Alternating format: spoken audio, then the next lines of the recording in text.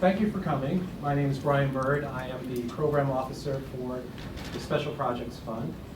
And I just want to welcome you to come to the Delivering Healthcare Services for Resettled Refugees. It's a topic that I firmly believe is underappreciated and in so many ways probably the least understood aspect of healthcare delivery. First off, a couple of housekeeping issues or topics or points.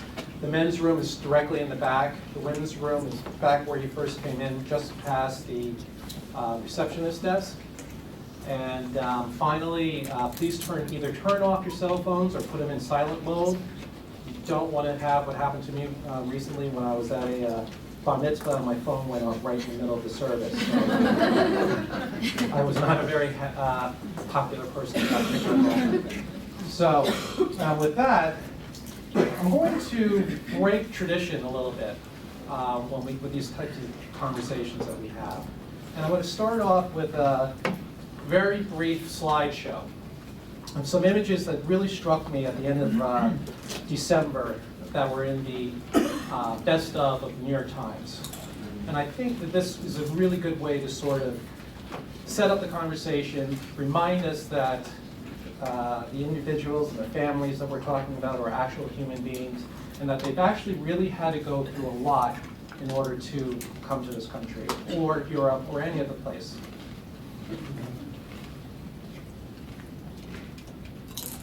So this first one is the devastation that's happening in Syria, because right now Syria is very popular. All their homes is obviously completely destroyed. Many of them have traveled on foot through a variety of different countries in order to get to a registration camp. Many of them would have to just sleep out in open fields because there's no place for them to stay as they're making their journey.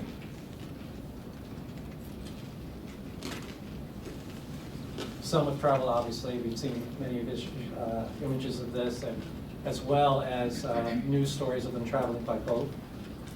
And then this last one, which I thought was the most striking, is some of those who don't quite make it in this long journey. So I thought that this was really just to sort of set things up, that there's a lot that goes on in order for that, and it's not just the issue of that they just want to come to this country. They actually are fleeing, and they undergo through a variety of issues and trauma. So with that, I'm now going to introduce our two panelists. I'm not going to read their bios. I'm not going to tell their bios because you have them on your chair, so you can read them yourselves. But I'll start off. They're both special project grantees. I'll start off with that. First, we have Jim Sutton, who is the director of the community medicine at Rochester Regional Health, which used to be Rochester General Hospital, but like everyone else in the healthcare field, they're changing their names and continue to change their names. And next to Jim is Pam Cuffey, who is the director for program, I think yours is much longer, program development and integration at the Jewish Family Service of Buffalo and Erie County, which is a very long, I had to take a breath from that. But you're also the director of the Western New York Center for Torture Victims. So with that, the way we're going to set it up is the two of them are going to say a few words to open it up. I'll ask a couple of questions and some follow-up questions, and then I'll open it up to the audience. Yeah, sure. So thanks, Brian. So I was looking at this slide in Brian's office of the young boy with his head down in the water, and it's striking that the Syrian crisis now is in vogue, and that's what we're all seeing in the media, and it's kind of raising the attention of these issues. Yet these pictures, either seen or unseen, or these occurrences have been, these pictures and these occurrences have been happening for several decades with the Bhutanese and the Burmese and the Somalis, and there's a group of people in the United States that have been addressing these issues for many decades with many different populations. Yet everywhere we go to have a discussion, it always circles back down to the Syrians, because that's what's in the news today. So I just wanted to kind of put this into context a little bit before Pam starts talking about refugee resettlement in general. So thanks. Okay. Throw that in. So good afternoon. Our goal is to provide you with some basic information about who refugees are, how and why they come to the United States, and then what happens once they arrive, as well as to give you a little bit of information about our individual programs. So I'll go first, but I think the style of the day is some back and forth and questions and a little informal. There's been a lot of question lately from the general American public about who these people are and why they're coming to the United States. And that's really a very large discussion with a lot of unnecessary details, but I'm going to give you some overviews. I'm happy to answer questions later if I fail to address something that's of interest. So when somebody identifies themselves as being a refugee, they're overseas and they're outside of their own country. If they were in their own country and displaced from their community, they're a displaced person. When they're a refugee, they actually have moved outside of their own country for a variety of reasons. Generally, we don't talk about refugees as being people fleeing natural disasters or economic conditions, but somebody who's fleeing for reasons of persecution or have a well-founded fear of persecution. So the first organization that a refugee would come in contact with would be usually the United Nations, who has to verify from a sort of international standard that this person is in fact outside of their home of record and has established a well-founded fear of persecution. When it's determined after a period of time that this person actually could go to the United States as opposed to Denmark or Australia, who are also countries that engage in resettlement, our State Department gets involved. So the Populations, Refugees, and Migration is the division at the State Department that would start to assess whether or not this person could be screened and come to the United States. Once they've processed through that agency's purview, they would eventually come into contact with the Office of Refugee Resettlement, which is part of the Department of Health and Human Services. They would also engage in screening through the Department of Homeland Security, namely the U.S. Citizenship and Immigration Services. And all of those organizations are involved with screening people to come to the United States. And so it's important to understand how many layers of assessment are taking place by different people to ensure that people are coming here safely and with rights. So we talked about well-founded fear. It is possible that somebody could be denied access to the United States based on health-related grounds or moral or criminal grounds or even for security reasons. They could be excluded for reasons of polygamy, misrepresentation of facts on their visas, attempts to commit fraud, or any history of being deported in the past. So there are situations where people are not allowed to come through. And most applicants do not get through. Sometimes it's just because there's a bottleneck and there's just not enough spots for everybody. So then the resettlement agencies get involved. Like Jewish Family Service, we're one of the resettlement agencies in Buffalo where we have 4. We're all part of a national networks. We have a sort of mother agency, Hebrew Immigrant Aid Society. They send us refugees after they've been cleared to come to the U.S. And they usually decide to send people to us based on whether or not they have a family member or a friend or somebody already in our community who will engage in supporting them when they arrive. Periodically, we do receive somebody who has no ties to Buffalo at all. So it's sort of a random decision. It could be that they come because of our Center for Survivors of Torture or some other type of program we might have that could meet their particular need. And then, of course, prior to them actually arriving, they have to go through a final medical exam and a security check. And these days, it's taking about 2 years for somebody to process into coming to the U.S. So all of these people we've seen on the news in the camps and in Europe, these are not people that we would be seeing in the United States for a long time. We're going to be receiving people who've been in the pipeline for quite a while already. Of interest is the fact that refugees do not get free transportation to the United States. The International Organization for Migration, or IOM, is responsible for providing a loan to the refugees who come. And within 6 months of arrival, it's expected that they start to repay that loan, which, as you can imagine, will be very difficult for somebody who might have 6 kids and they haven't really been able to become self-sufficient yet. But I think that's important to know. And then the resettlement agencies kick in. We get them apartments, meet them at the airport, help them get their kids in school, go through the health screening that Jim will talk more about, sort of, become familiar with all aspects of our culture and ways of navigating our new community. And then they're expected to have a job within 6 months. So there's a lot that has to happen when people first arrive. Okay, so that's sort of how they get here. A little bit about our program. We were, so Jewish Family Services is an agency that has many different kinds of services. We have a mental health clinic, we have senior care programs, and we have refugee resettlement, and then special programs for health, parenting. We have Refugees with Disabilities program, and then we've started the Center for Survivors of Torture. And this was done thanks to the New York State Health Foundation. We received special funds to start our project. And with that funding, we developed a collaboration with the University of Buffalo Family Medicine and Journeys on Refugee Services. Our project is designed really to provide sort of intensive care coordination support services to those really struggling with the consequences of torture, whether it be physical or emotional or familial. It's not a clinical program. We do provide medical and psychological forensic evaluations.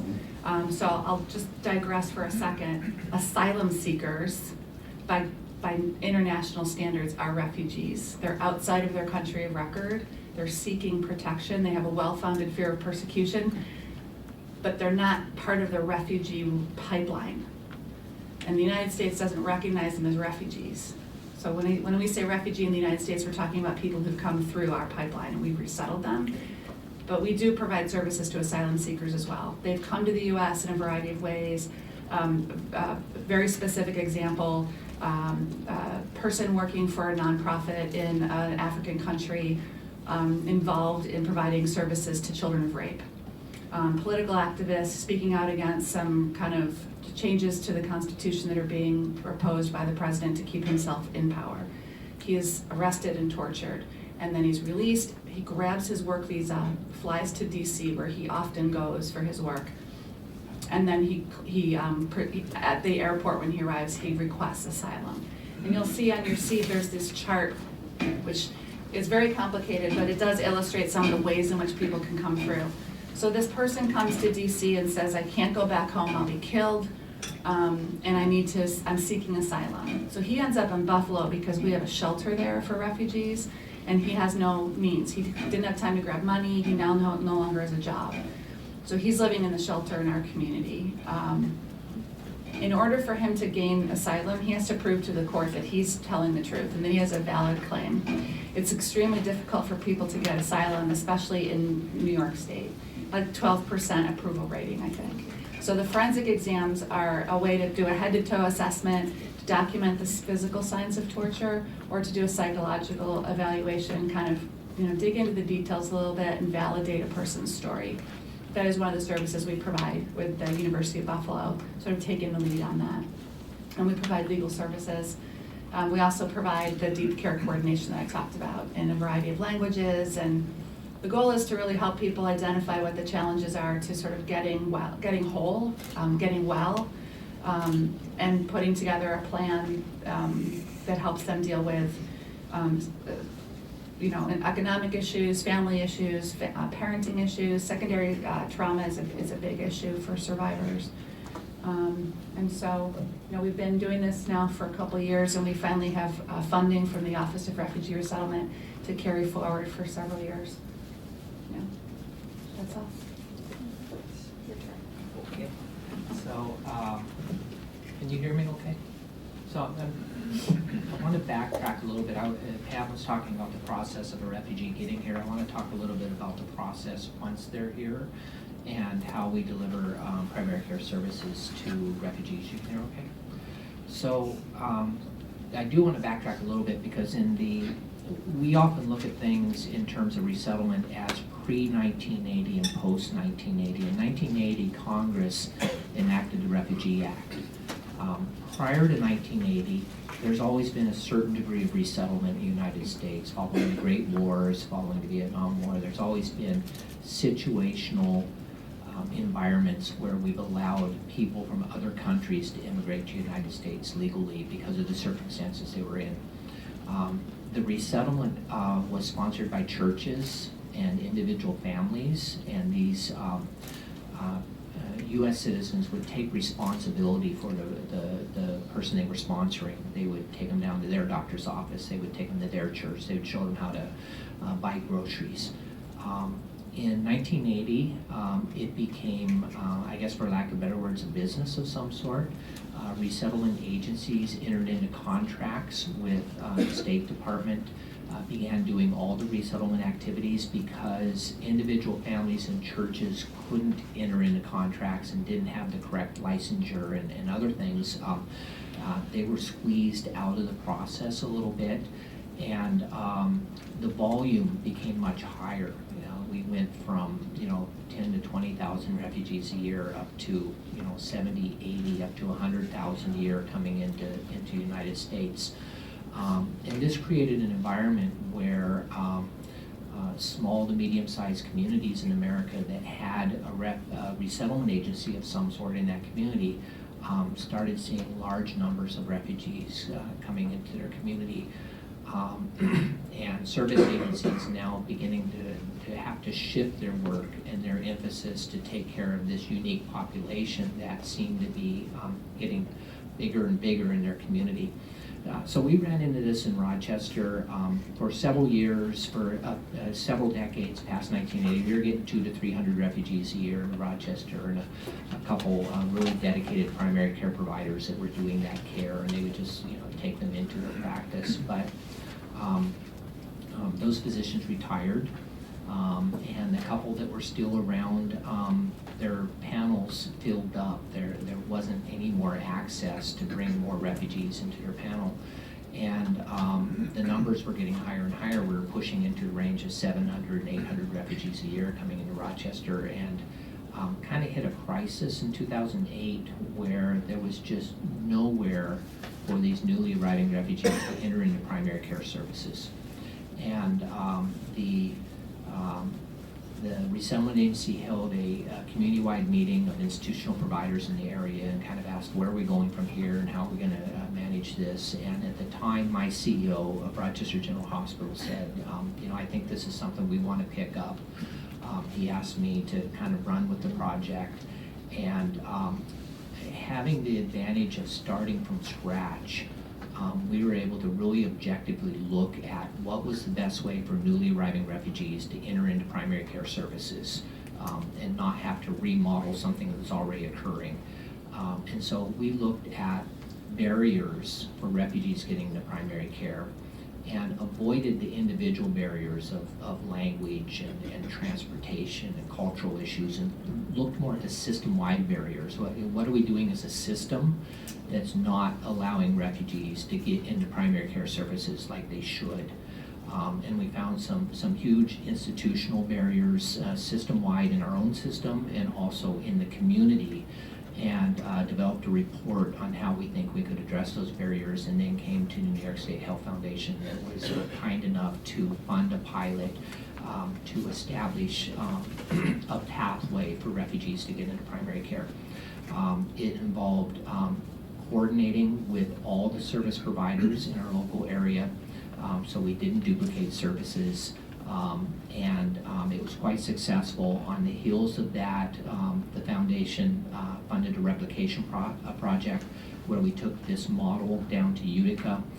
We're able to replicate it there with success, and we kind of set our sights on Buffalo, but the project ran out, the money ran out, and we've had conversations with Pam and Myron Glick and some other people in the Buffalo area about how this model could work in Buffalo. But we just haven't quite gotten there yet. Once a refugee enters the United States, there's a great deal of confusion on their part about where do you go and how do you do things. Imagine, they've come out of a camp where they've been there for 14 years. They've had this trauma of being ripped away from their country. We actually talk about these three traumas of being removed from your country, the second trauma, going into a camp, thinking you're going to be there for a few months and spending a couple decades in a camp, just housed in barbed wire. And then the third trauma of being picked up and moved to a new country where they have no idea what the culture is of that country and essentially having to start over their lives. And we think sometimes in Rochester or in conversations in general, there's kind of like two kinds of poor. Poor in Egypt is, living in a garbage pit and begging on the street. Poor in the United States is having an apartment and some of the trappings of the apartment, a TV, a cell phone, and a bed, and a car. It may not be as good as my car, but it's a car, and it runs sometimes, and it has some gas. There's an infrastructure that's built for poor people in America that happens throughout their lifetime. And when you insert a refugee coming out of a camp, it's a whole different kind of poor. They don't have the infrastructure. Well, you can give them an apartment. They don't have a bed. They don't have a TV. They don't have the public support is enough to make it from month to month, but not to build the infrastructure. There's this honeymoon period when they arrive. Resettling in the United States, this is great, things are perfect, the streets are going to be lined with gold, and then over time, the reality of living in poverty, not knowing English, not being able to become adequately employed, not understanding how to even make it to the doctor's office, all these things start to sink in. And this is when service agencies have to step up and help them, guide them to kind of make it through the system. And this is what we've been doing in Rochester with our refugee health program. This is what Pam's been doing in Buffalo in terms of meeting the specific needs of victims of torture. So I think I'm going to wrap up there, Brian, and spend the rest of the time just having a fun conversation. Great. Well, thank you, Jim. Thank you, Pam. One thing that comes to my mind, and I remember this when we first met, Jim and I, when you first approached us, is that, and correct me if I'm wrong, but roughly 96% of resettled refugees in New York State go to upstate New York. Yeah. So I'm probably going to ask you an unfair question. Why is that? Why upstate New York versus New York City, which is, everyone says is the melting pot of the country, if not the world? Yeah. So the cynical side of me says that's because that's where the resettlement agencies are. And actually, if you look around America at the high resettlement areas, it's because they have lots of resettlement agencies in those areas. So it's been a huge, very interesting 30-year social experiment where a resettlement agency is set up in a small town in America without anybody's permission, and entered into a contract with the State Department, and all of a sudden Somalis are showing up in your grocery store and at the gas station, and the citizens of these areas didn't really have any say in these changing dynamics, demographics of the culture. And some communities have done better than others in adapting to this new way of how they're going to live in those communities. So that's the cynical answer. The realistic answer is it's much easier to resettle in upstate New York. The cost of living is lower. The housing costs are lower. There's more access to low-wage, entry-level jobs.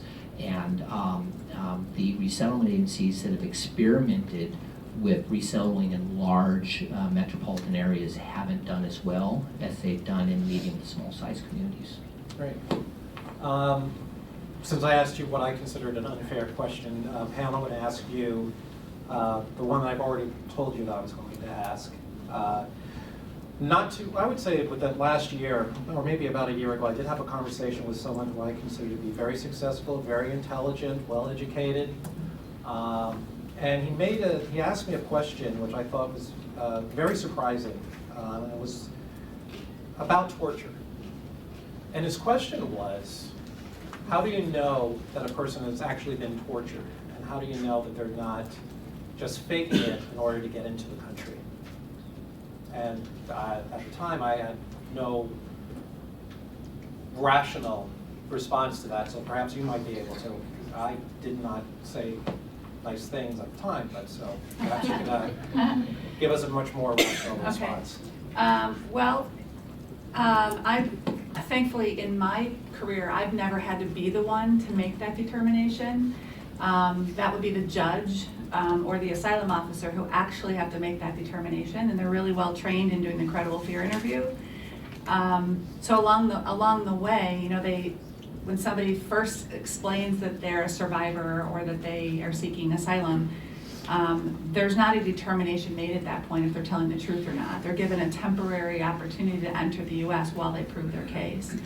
Along the way, then they'll meet an immigration lawyer who will be fairly well experienced in assessing a person's story and can often see holes in the story or similarities in a story that might be being told throughout communities, or our people who go out and coach people and tell them what to say. Sometimes people will actually have a story and they change it because someone in the community has told them there might be a better story. So it does get very messy. But yeah, we at the Center for Survivors of Torture, we don't have to make that determination. And I think there have been some cases, we've had 160 cases in the short time that we've been open. And I think in that time there have been 2 that we were thinking, not so sure. But whether or not they were a torture survivor, they were still struggling with some pretty serious issues that we felt we, really still would be involved to help them. Yeah, but it's up to the asylum officers and the judges to make that decision. Jim, can you sort of walk us through, I think you mentioned the model, but kind of walk us through. I'm a newly resettled refugee in Rochester. They dropped me off at my apartment. They've given me a grocery bag of food and things like that. And now I have to figure out, I'm told that I have to go to a doctor and I have to go through all of that. So if you can, just walk us through that whole process. Because I believe that at one point, a couple of clinics actually either went under trying to provide these types of services or became very close and decided that they weren't going to accept any new patients. So, now look at it from a medical standpoint only, because that's kind of the world that I live in. The model in Rochester that didn't work was a privately owned clinic and also a publicly owned community health center just opening their doors and letting refugees come in for services. And what happened was the interpretation costs, which are not reimbursed by New York State or weren't at the time reimbursed, shot up to close to $500,000 a year in expenses that weren't covered by revenue. The refugees get a temporary assistance for their first few months in country and then have to recertify like anybody else at about the 6 to 8 month mark because they weren't recertifying because they didn't understand English or the process. The clinic would see them once or twice and then establish care, and then they'd show up and they didn't have their Medicaid anymore, and so now it was a non-paying visit. So you can imagine a non-paying visit with a large interpretation fee is not a good financial model for continuing the clinic. And we did see many clinics in New York State kind of fail at this model and either go out of business or just make an announcement that they can't do this kind of work anymore because it's just not financially sustainable. In Rochester, a couple of the first parts of the model is there's a state mandated refugee health assessment that is required within 90 days of arrival. It's a basic physical and some labs just to make sure they aren't entering the country with any communicable diseases.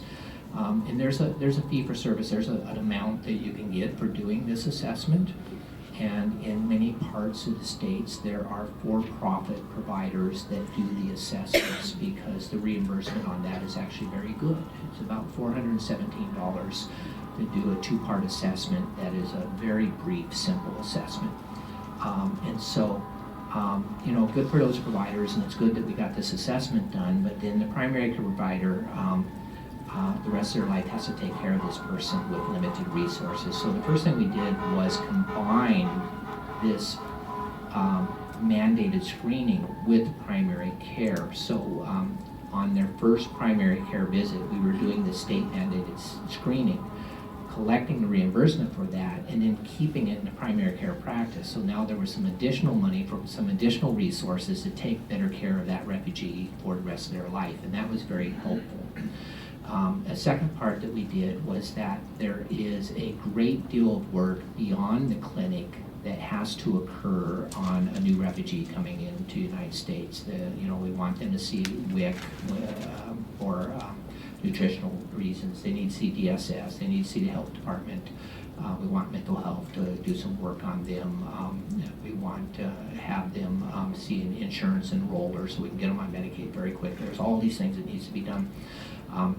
We put all that in one spot on one day for newly arriving refugees. So the health department in Monroe County closes down a portion of the health department on a Monday morning, and all these service providers go to the health department, and everybody that arrived the week before, refugees, come into the health department for the morning.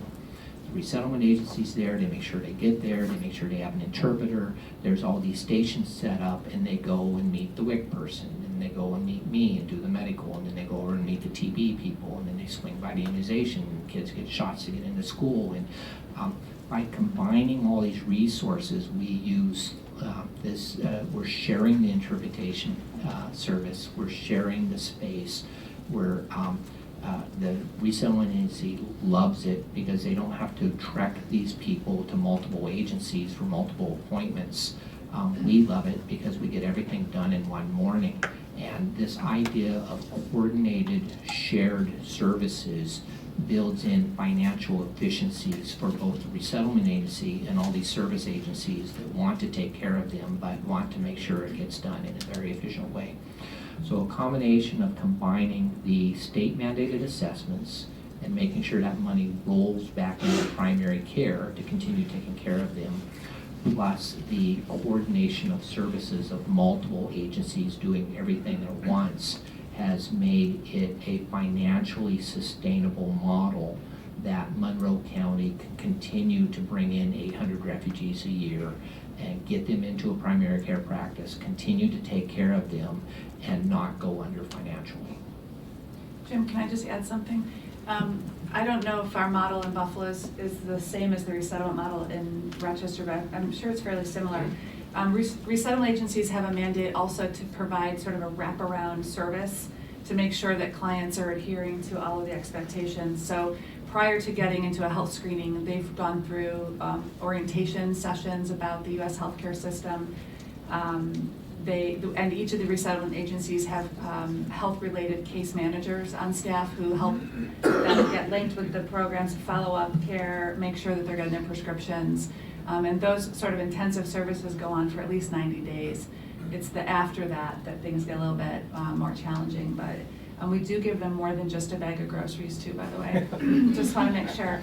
You have beds, we have beds in there, and all kinds of stuff, backpacks and school supplies. Great. Some Tupperware and dish racks.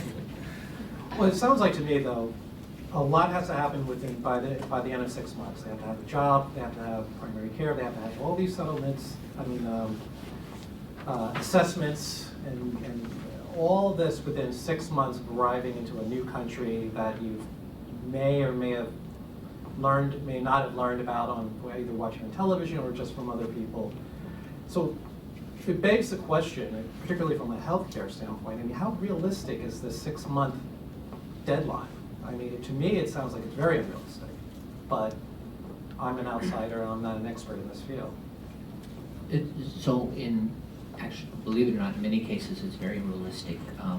The Office of Refugee Resettlement for many, many years was, the director was a previously resettled refugee who took the resettlement period from whatever it was, 18 months, down to a year, down to 6 months, down to 90 days. And his response was, if I can do it, anybody else can do it. So there is a segment of newly arriving refugees that are, and it's a large segment, that are young to mid-aged, intelligent, hardworking, have a basic sense of the English language, can navigate a fair amount, and have an extreme desire to kind of settle in, find a job, raise their family, getting kids in school, vote, get their citizenship, and they don't need a lot of help. They just need to be kind of pointed in the right direction. And I don't know, Pam may know what segment of new refugees coming in that represents. And then there's the 50, 60, 70-year-old moms and dads and grandmas that will never learn English, have had unmet health needs forever in a camp, aren't ever going to be employed, are going to be taken care of by their family that they came over with. And this is a tougher group that it's unrealistic to expect that in 6 months they're going to hit all these markers. They often never hit these markers.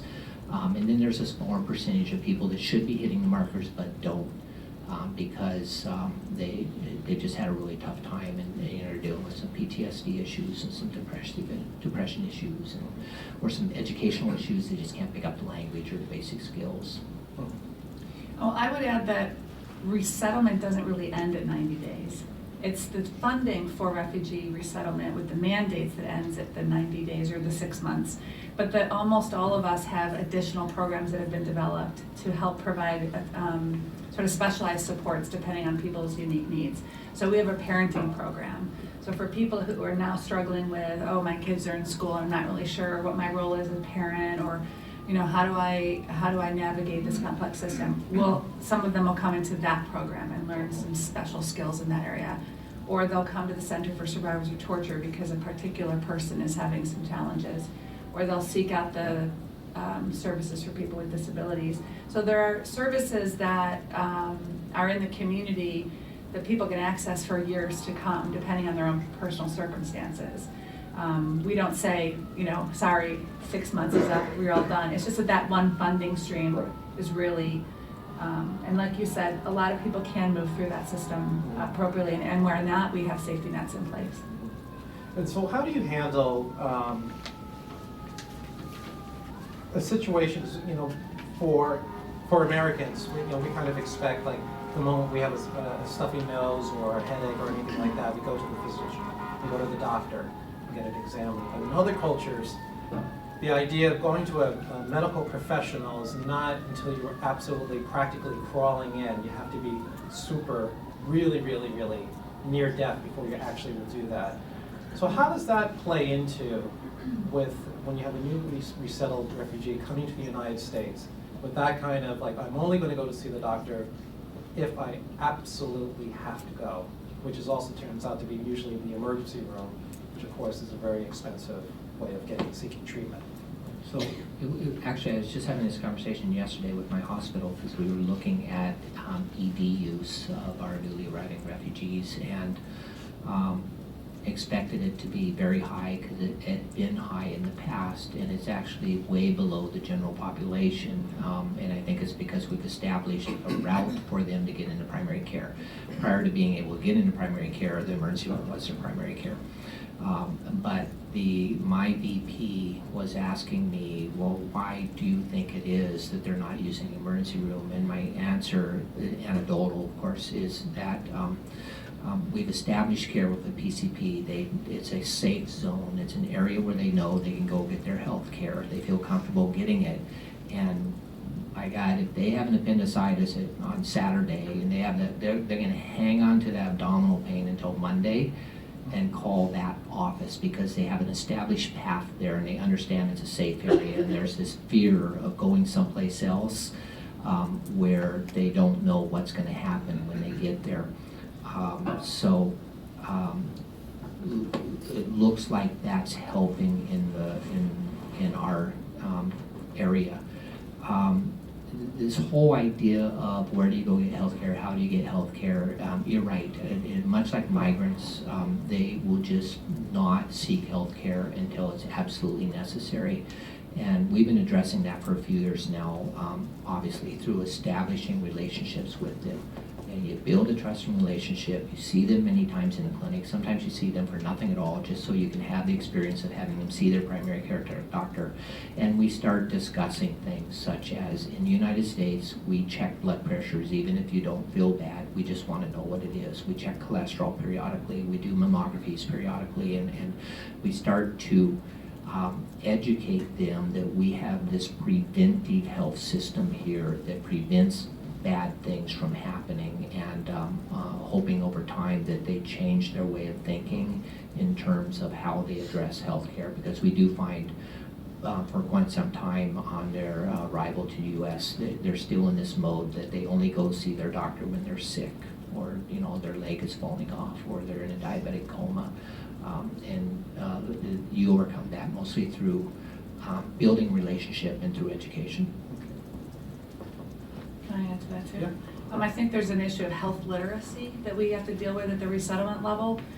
So our job is to provide that sort of deep cultural orientation around how to navigate the U.S. healthcare system. And then we have to help them link up with a primary care physician. So a lot of people will show up at our office and they see us as sort of an extension of their family, like an aunt or an uncle or somebody that they would seek advice from. And so our staff on a regular basis are redirecting people to their primary care physician and trying to break down some barriers. So it's really a greater problem if the primary care physician doesn't have a language access plan, if they don't have locations that are accessible on bus routes. So we are pretty careful about linking people in clinics where they could pretty readily learn how to contact them directly without having to go through a sort of an intermediary like us. And the incidence of that happening is lower and lower all the time as our healthcare providers become more culturally competent. It used to be a really big problem. Yeah. I'll just have one follow-up and then I'll open it up for other questions. But so do the primary care providers have to have like any kind of a specialized training in order to treat newly resettled refugees as a patient? No, so it's an evolving field. Our staff that we've hired specifically for this work, of course, we're very interested in cultural competency, and I have a belief that you're either culturally competent or you're not. And if you are in a mindset that you want to stay within your own culture and live within that culture, and you may not have any anger over other cultures, but you just feel more comfortable in your culture, then that's fine. I look for individuals that feel comfortable working within multiple cultures. They have the ability to be culturally competent, and if that's in fact true, then they tend to do much better when you insert them insert patients into their practice that have multiple cultures. So from a medical standpoint, there's some infectious disease and some other specific medical skills that we're getting better and better at. It really is an evolving field. If I could just throw a quick pitch in, when we started this project in 2009, we looked around for educational opportunities in the United States for physicians seeing refugees and discovered that there were none. So we built a one-day seminar in Rochester and didn't advertise it, and had physicians driving up from Pennsylvania that heard about it from word of mouth. And so we realized that maybe perhaps we were on to something. We converted it the next year to the National Refugee Healthcare Conference and did a national invite and had about 600 physicians show up in Rochester.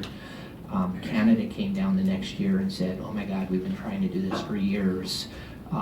Let's collaborate with you." And so we moved it to the North American Refugee Health Conference, and now we alternate between the US and Toronto and Canada.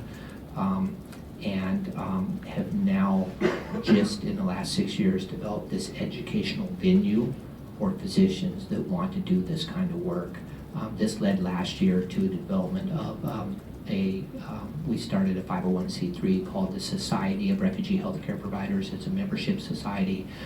We've had a couple hundred physicians from across the country join, and so this is an evolving science, an evolving field of physicians that are dedicating the majority of their life to serving refugees, and it took a while, but I feel like we're starting to get there. Pam? I would add that we have a pretty great challenge finding mental health providers that are willing to do this work or have the capacity to do this work. But it's the same response. It's almost like you need a sense of adventure and a sense of, I'm gonna learn as I go. And I would also say cultural competency is sort of a lifelong goal. It's not a thing that happens one day, you say, oh, I'm culturally competent now, and then all of us are sort of on a different journey and some place in that continuum in our work. And most of what I've learned is not through sort of academic experiences, but through learning from my clients. They were my teachers. They tell me what works, what doesn't work, what they like, what they don't like. And people have to enter into this work at that sort of messy place and learn as they go. Can I tell my favorite cultural competency story? Sure. So I'm bicultural. My wife is Puerto Rican, and I've been raised by a Puerto Rican family now for about 30 years. And so to be truly bicultural is to be able to function in two cultures, and each culture feels like they own me, but neither do. And so my nephew was spending the weekend with us. He was a young kid, and he, in the living room, saw something on TV and made some kind of white joke, honky this or something like that. And my wife very quickly said, Sammy, you can't talk like that. You're offending Uncle Jim. And Sammy was like, what? What do you mean? And Maria was like, he's white. You just made a white joke. And if you could see the look on Sammy's eyes, he didn't realize I was white. He thought I was a white Puerto Rican. And so that's, to be bicultural is the ability to live in another culture and have them believe that you're of that culture, even though you're not. And that's cultural competency. And it's like Pam said, it's a lifelong experience. There's not a school or certificate you can get on being culturally competent. It's just, living a certain life. Great. Well, I appreciate that. Questions? Yes. Hi, I'm Caroline Lewis. I'm a healthcare reporter at Cranes. And so I was really interested in, you're talking about the sustainability of the model you set up in Rochester. So, are you still looking for federal and state funding to make that sustainable? And the existing sort of indigent care funding, does that apply to refugees, or do you need more funding than that? We always need more funding. Yeah. We have what I consider in my department a core set of funding, and that is the health assessment money we get for doing 800 newly arriving health assessments each year, and that's our core set of work, and I'm very careful to make sure our core staff is tagged to that money. We get additional grant money locally from the Langeloth Foundation to experiment with the peer counselor program. We've gotten some replication money from this foundation. We've gotten some local money from a local foundation. And so we will experiment out with different projects beyond our core funding to try to do something new and innovative. And we're always looking for different funding sources. But what we've been very careful with this model is making sure we always have a base amount of funding to keep the base amount of work going, so we don't go out of business doing this. And you, and then you. Hi, I'm Anu Ashok. I'm from the Greater New York Hospital Association. I have just a two-part question. The first is around the refugees' immigration status. Is that a separate category of immigration status, or do they get sort of grandfathered into another status when they come here? And the second part of that is whether or not refugees fall under the DACA provision, which is the Deferred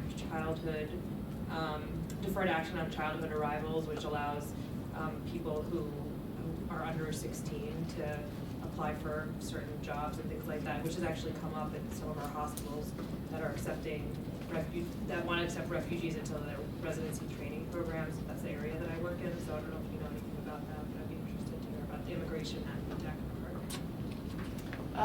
Okay, so a refugee upon arrival has eligibility for all kinds of public health benefits. It's a refugee status, they have 994. After a year, they can file for their green card and become lawful permanent residents. So I don't know if that sort of answered your question, but I'm not familiar with the DACA question. Okay. Yeah. So I have a feeling it's not necessarily something that's related to the refugee work that we do. Maybe it has something to do with the unaccompanied minor children. It could be, yeah. I'm not actually that familiar with the answer to that. I do know in the unaccompanied minor that, there's an effort to house them, to get them back to the country they came from. If that's not possible, to put them in foster care, and then they need to go through an asylee type of process to gain some type of legal status. Thank you. Okay, then you, and then Marlene. This is in reference to Brian's question earlier about the credibility of someone reporting that they've been tortured. How instrumental are behavioral health assessments in making these determinations by judges or officers? Well, the forensic evaluations to the psychological forensic evaluations, I think, are very important. I mean, we don't have a long enough time in program to be able to show you any evidence of that. It takes years for someone to move through the immigration processing. But we did have one successful asylum claim that was done on appeal. So initially, the case was denied, and then he went in with the psychological forensic, and the case was approved. Because I think for a judge without any kind of understanding, for them it's like all mumbo jumbo, and so they want to see it put into some context by a credible licensed mental health provider. The training that they have to go through in order to do this forensic is, in our model, was conducted by Physicians for Human Rights or Health Right International, both offices here in New York. And they train us in using something called the Istanbul Protocol, which is sort of an internationally recognized structure of doing the forensic evaluation and report. So by the time it gets to the judge, it's been really carefully crafted. And I think that the credentials and the structure are the most important thing. Great. Thank you. Max Hadler from the New York Immigration Coalition. I have a question, but just quickly about the deferred action issue. People who are eligible for deferred action are by definition undocumented before they get deferred action, and so it's a separate category, and it has separate public benefit implications from people who are refugees. Thank you. And then my question was about, Jen, you mentioned that some communities that have refugee resettlement agencies, and in many cases the communities don't have a say in the fact that they become a receiving community, and some communities do better than others. Are there some particular characteristics or strategies that some communities implement that you could identify? And then the other part of that question is what sorts of information sharing or best practices are available or happening across those communities all over the country, not just in New York? So I think Pam wants to answer this, but I have not seen any good research or evidence nationwide on what makes one community better than another in terms of resettling. I've heard some anecdotal stories about some very bad situations where residents had picked up pitchforks and gone to a resettlement agency and say, stop doing this. Community in Atlanta, outside of Atlanta, banned baseball fields from being used, from soccer being played on baseball fields, because baseball fields were for baseball, and the refugee kids were playing soccer on the baseball fields. And so why one community does better than another community, I'm not entirely sure we know that answer yet, but clearly some communities do better than other communities. And I can't remember the second question. And Pam knows a lot about this area. Well, so when you were talking before about why people are going to certain cities over others, one of the issues that happened was a saturation in some of our larger metropolitan areas. And so the federal government was discouraging resettlement in Atlanta or New York or LA. And in fact, it was barred for a while, and no free cases could even go to the state of California because there were so many migrants coming. But so in a place like Buffalo, where we have 4 resettlement agencies, we have to have community consultations twice a year to meet with our city, our school districts, our healthcare providers, to not necessarily get permission, but to get feedback around what people think their capacities are at the sort of institutional level for helping refugees. In Buffalo, I think that we've done a really good job of showing how refugees, although requiring some resources, are contributing to our community. They're repopulating a city that was dying, they're living in housing that was boarded up, they're buying those houses, they're filling jobs. And Buffalo's going through a really large renaissance right now. And no evidence to support that it's due to refugees, but I do think in large part as a community we've woken up to the fact that we're part of a global community. And see refugees as an asset. And although there's some naysayers, just look at the Buffalo News, there's a lot more support, I think, than naysayers. And then there's a federal program that you probably know about, the Welcoming Communities. So cities are applying to be welcoming communities. They're coming out and saying, as a city, we want immigrants, we want refugees, and they're welcoming people, as opposed, not just tolerating them. We've tried recently to get away from these type of conversations, talking about all things wrong with refugees and how hard it is to take care of them and all the barriers, and have begun over the last decade or so focusing on very successful refugee stories.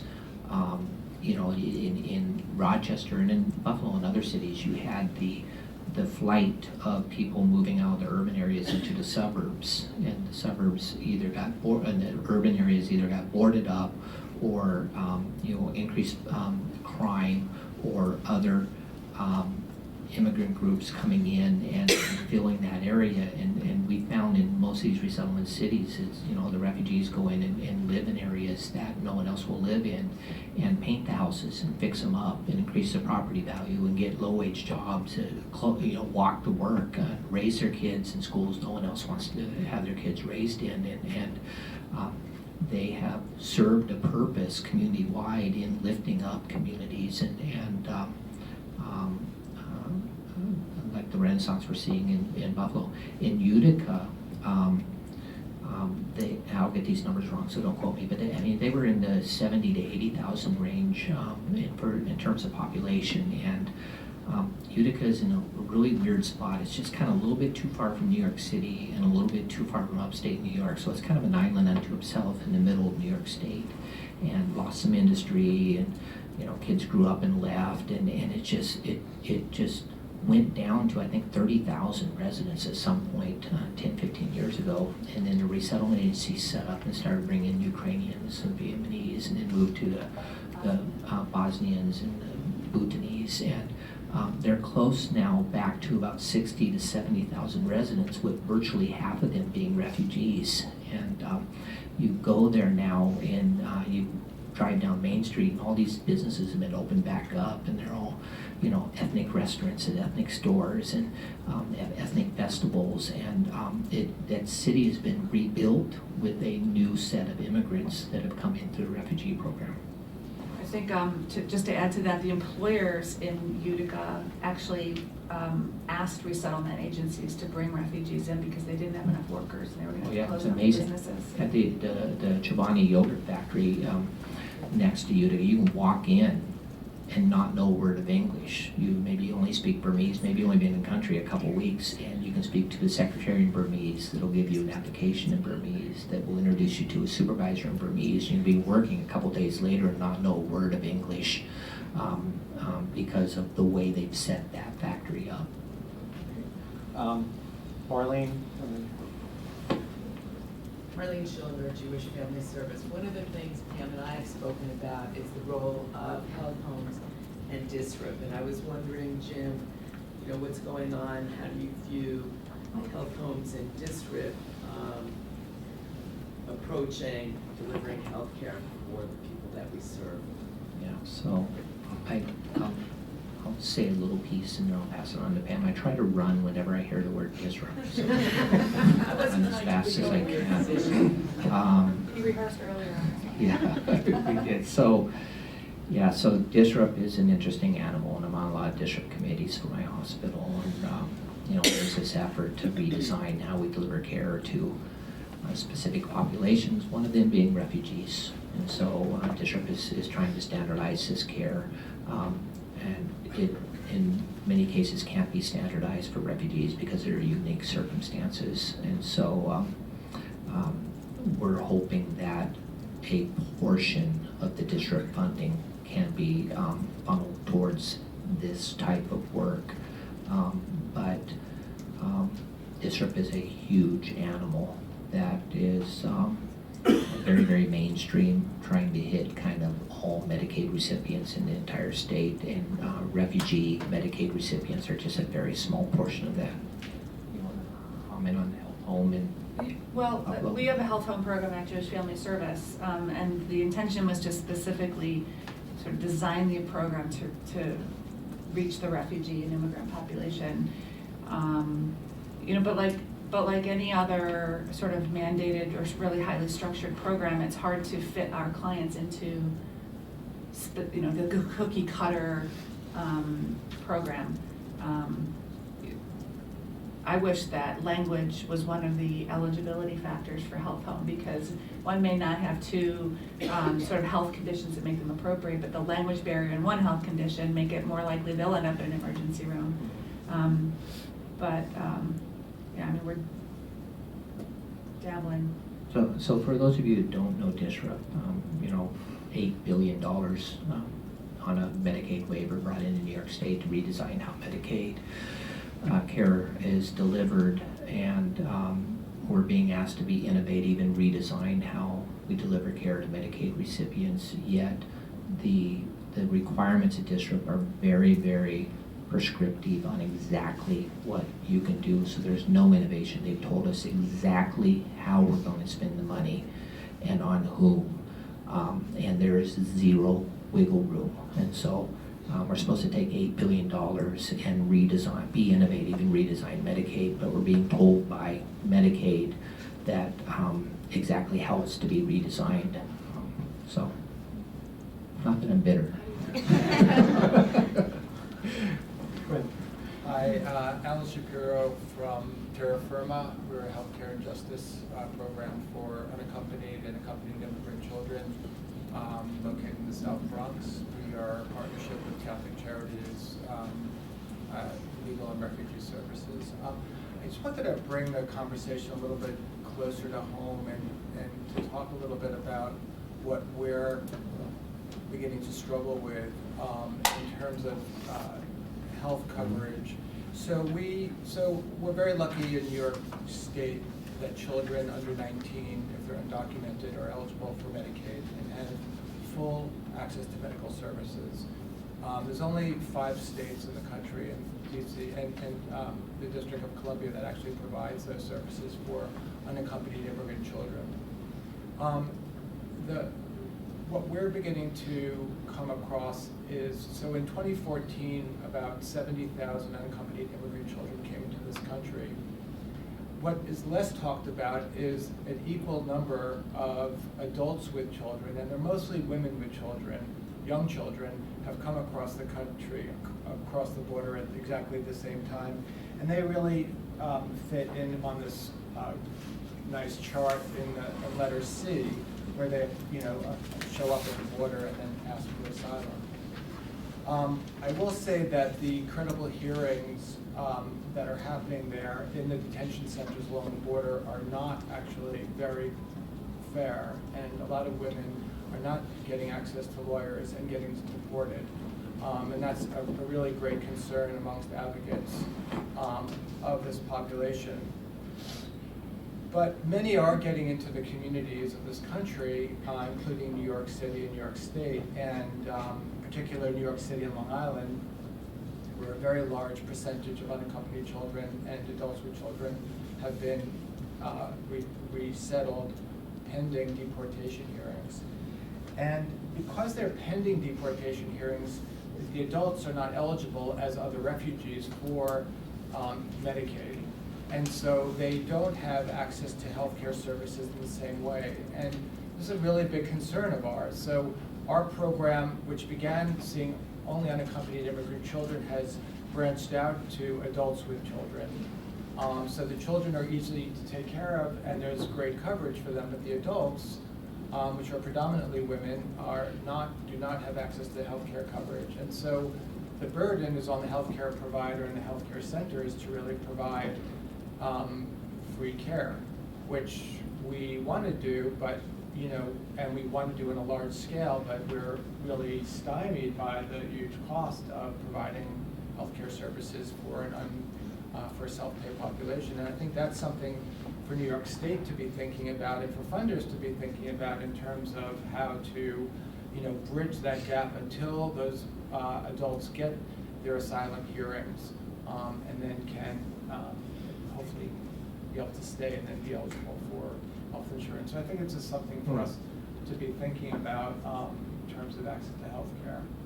Thank you. And one other thing I would just say, in terms of for the refugees, studies have shown that if you have medical or mental health services, and those services help provide professional affidavits to that asylum case for those seeking asylum, the rate of winning asylum is much, much greater. Like 90% will win asylum with medical affidavit, compared to those who don't at about 30, 35, 37%. So really, it's super important for refugees who are applying for or asylees applying for asylum to have those medical and mental health evaluations.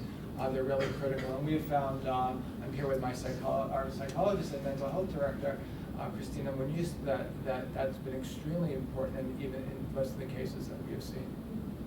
Great. Can I make a comment on that? Those evaluations are not funded through any kind of health insurance reimbursement or Medicaid, and they take probably 10 hours in terms of scheduling and coordinating and getting everybody there, getting interpreters who cost money. And then our sessions can take 3 to 4 hours. And then there's a series of writing up and then reviewing and editing. It's a very large process. It's really hard to be able to provide them in the numbers that they're needed, just as a comment. Other questions? Yeah, when you were talking about the model that you developed of coordinated care, it reminded me a lot of what we try to do in a much smaller scale.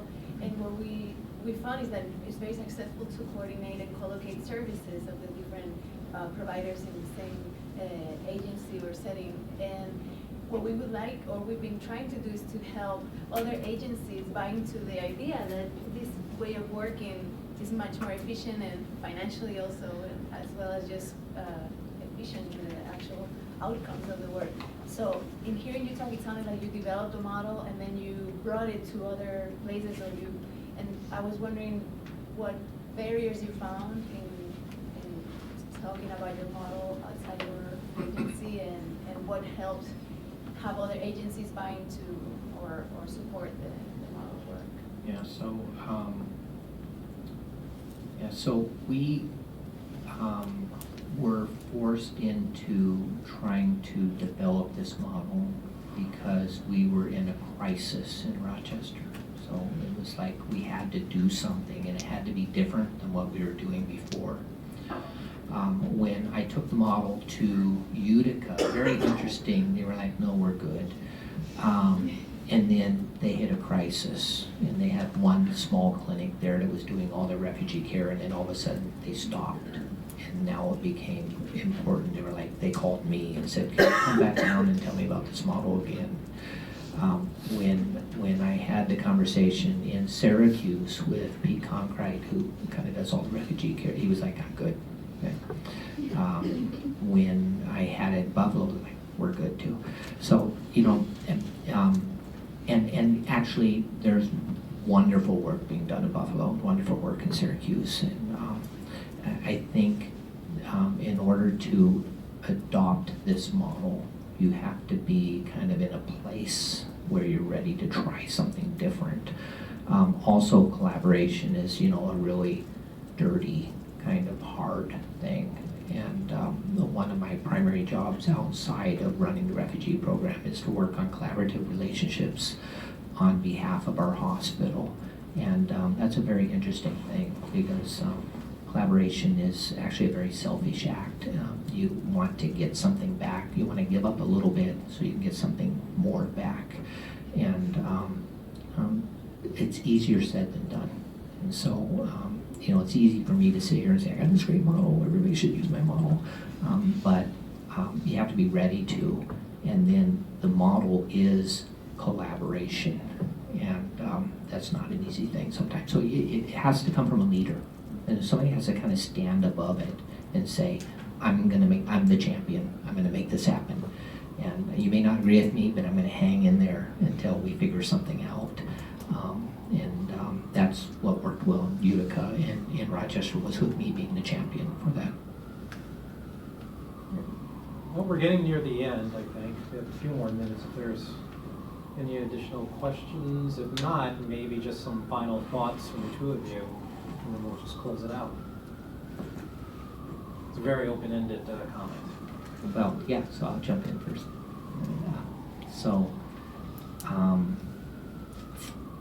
You know, we're all trying to do the right thing. We all are, us and you in the audience. And you know, there's just a limited amount of resources, a limited amount of money out there to kind of make things happen. And the New York State Health Foundation, as well as other foundations, have been very good at saying, you know, okay, I get it, you got an idea, you want to do the right thing, let me give you a little bit of resources and see if you can kind of get this started in the right direction. And again, there's this collaboration between them that want to do the right thing and have some money, and us that want to do the right thing and have the vision and the time and want to get on the ground and actually make it happen. And so despite kind of the situation we're in statewide, there has been progress in this area. Certainly much more that needs to be done. And Pam and I are talking about, you know, refugee healthcare is kind of like the Wild Wild West. You know, you have no idea how many times I run into people that say they're an expert in refugee healthcare. And I'm like, oh, really? So, it's an evolving field. And unfortunately, in evolving fields, you have anybody can kind of hang out a shingle and say, no, I'm going to do it. But I think we're getting to a point, at least in New York State, where there are some recognized experts in the field, and the foundation's connecting up with the right people. And I personally feel like we're in a much better place now than we were a decade ago. Thanks, Brian. Okay. Yeah, I would agree that we're in a much better place now. I started doing direct service with refugees in 1998. And at that time, I mean, there literally was not a mental health provider that would work with an interpreter. There were no interpreters that could do, you know, mental health services. And now we've got bilingual counselors and, you know, organizations with budgets for interpreting and, you know, many more options, many more resources. So sometimes when it's really frustrating, or especially when new providers come into the work and they're shocked and disgusted with how, you know, chaotic everything is, I have to remind everybody that we've come so far and we really are in a better place. And then just to remind us too that we have these amazing people that have come into our lives. I learned so much from the clients, but also my staff, who are now mostly bilingual, bicultural, people who've come through as asylum seekers or refugees themselves. So I feel like I'm almost like we're flipping now. Like I don't anymore always know what we should do, and there's a lot more dialogue taking place, a lot more discussions around, you know, sort of what do we do we're infusing our work now with experts from overseas who are now coming in and helping us build something really important, really global. Great. I like ending on a positive note. So thank you for everyone. Let's give them a